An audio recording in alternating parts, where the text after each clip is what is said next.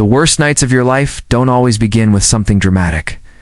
Sometimes they start quietly with hope, a little nervous excitement, and the naive belief that maybe, just maybe, things are about to change. That's how it was for me the night I met Vanessa. I remember sitting at that small corner table in a dimly lit restaurant in downtown Chicago, staring at the condensation sliding down my untouched glass of water, wondering how something I had looked forward to 4 weeks could unravel so quickly, so painfully. Asterisk, if you believe in kindness, second chances, and the idea that one moment can change everything. Take a second right now to like, comment, share, and subscribe, because this story might just remind you why those things still matter. Asterisk, her name was Vanessa Carter. We had matched online, exchanged messages that felt effortless, even meaningful. She laughed at my dry jokes, and I admired how confident and sharp she seemed.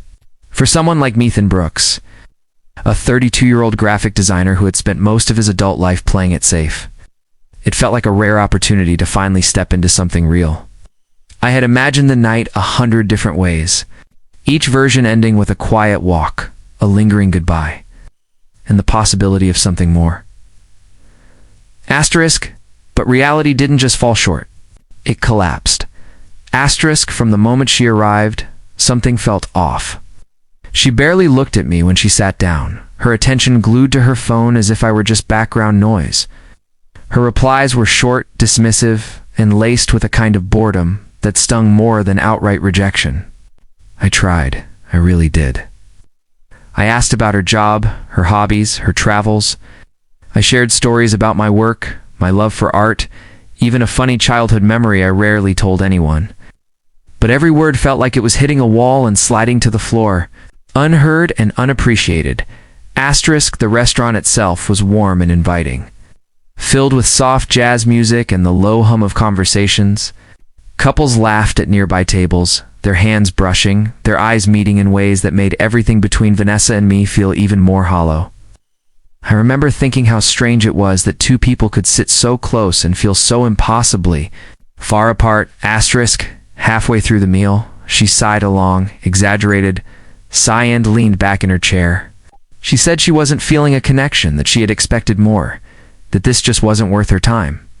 Her words weren't cruel in tone, but they carried a weight that crushed whatever fragile hope I had left. Before I could respond, she grabbed her purse, stood up, and walked out, leaving me alone at the table with 2 untouched plates and a silence that felt deafening. I didn't go after her. Instead, I sat there staring at the empty chair across from me, replaying every moment in my head. I wondered what I had done wrong, what I could have said differently, how I could have been more interesting, more confident, more enough. It's funny how quickly your mind turns against you in moments like that, how it starts building a case for why you deserve the disappointment you're feeling. Asterisk. That's when I noticed her. Asterisk, she had been there the entire time, moving between tables with quiet efficiency, her presence almost invisible until that moment. The waitress. Ain't her name? Tag read Claire Sullivan. She had kind eyes, the kind that didn't just look at you, but seemed to understand something deeper.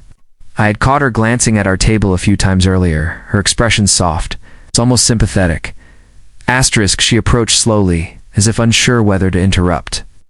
There was a gentle hesitation in her movements, a kind of respect for the space my disappointment had created.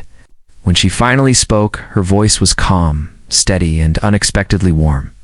She said something simple, something that shouldn't have meant much, but somehow did. She said that if she were me, she would stay. Asterisk, at first, I didn't understand. Stay. For what? The date was over. The night was ruined. There was nothing left to salvage. Asterisk, but there was something in the way she said it, not as advice, not as pity, but as if she knew something I didn't. Asterisk, I let out a quiet, humorless laugh and told her there wasn't much reason to stay. She didn't argue. She didn't try to convince me with words. Instead, she simply smiled, a small, reassuring smile, and told me that sometimes the worst nights turn into something unexpected if you give them a chance. Then she walked away. I sat there for a few minutes longer, her words echoing in my mind. Part of me wanted to leave, to go home and bury the night under distractions and sleep. But another part of me, the part that had brought me to that restaurant in the first place, was curious. So I stayed. I ordered a coffee, then another. I watched the restaurant slowly shift as the night went on. The early dinner crowd faded, replaced by quieter, more intimate moments. The lighting seemed softer, the music slower. It felt like a completely different place than the one I had walked into just an hour earlier. Asterisk and Claire. She kept appearing, asterisk not in an obvious way, not hovering or intruding, but always nearby. Refilling my cup before I asked, offering a small nod or smile as she passed by. It was subtle, almost unnoticeable, but it created a strange sense of comfort, like I wasn't entirely alone in that space anymore. Asterisk, eventually, she came back to my table and asked if I was feeling any better. This time I answered honestly. I told her it had been one of the worst dates I had ever experienced, that I felt embarrassed, rejected, and a little foolish for thinking it might go differently.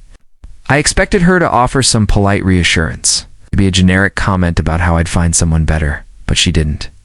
Instead, she sat down. Asterisk, it caught me off guard. Waitresses don't usually sit with customers, especially not in a place like that. But there was something unspoken in that moment, something that made it feel natural, almost necessary.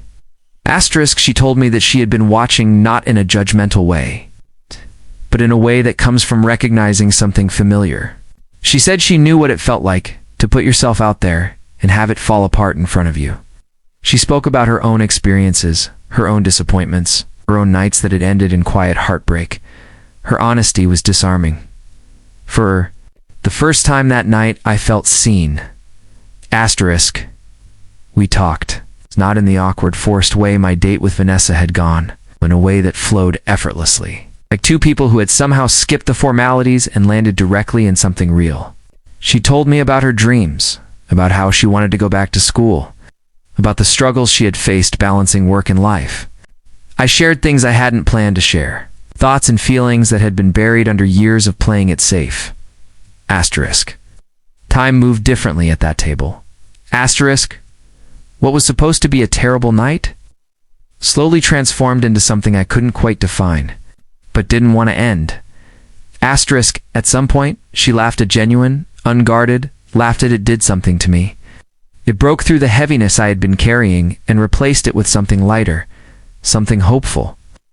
I realized in that moment that the night hadn't been ruined, it had just taken a different path. Asterisk, when her shift ended, she hesitated before leaving. There was a brief silence, a shared understanding that something meaningful had happened, even if neither of us knew exactly what it meant. Then she reached into her pocket, pulled out a small piece of paper, and wrote something down. Her number? She didn't make it dramatic. She didn't attach expectations to it. She simply placed it on the table, gave me that same soft smile, and told me that sometimes staying is the best decision you can make. Then she walked away. I sat there for a long time after she left, staring. At that piece of paper, it felt surreal, like something out of a movie I had accidentally stepped into. Just hours earlier, I had been sitting in that same spot, convinced that the night was a complete failure. And now I was holding a possibility I hadn't even known existed. I did call her, not immediately, not out of impulse, but the next day, after I had allowed myself to process everything. And when she answered, her voice carried the same warmth it had the night before, the same quiet understanding that had turned everything around. Asterisk, that call led to another meeting, then another, and another. Asterisk, it wasn't perfect. It wasn't rushed. It was real. Asterisk, months later, I found myself sitting across from her again. Not in that same restaurant, but in a small park overlooking Lake Michigan. The city moved around us, busy and indifferent, but in that moment, it felt like the world had narrowed down to just the two of us. I thought about how close I had been to leaving that night, how easily I could have missed everything that followed. Asterisk, sometimes. The moments that feel like endings are actually beginnings in disguise. Asterisk, if this story touched your heart, if it made You believe even a little more in the idea that something beautiful can come from something broken. Take a moment to like, comment, and share your thoughts. Your support helps stories like this reach people who might need them the most. Asterisk, and before this story ends, I have one special request for you. Comment the word stay if you believe that sometimes staying just a little longer can change your life, because it did for me. I went to that restaurant expecting a date. I left with something far more valuable, a reminder that not every connection is planned, that not every beginning looks the way you expect it to, and that sometimes the right person doesn't arrive the way you imagined. They simply find you when you need them most. Asterisk, and all it takes is the decision to stay.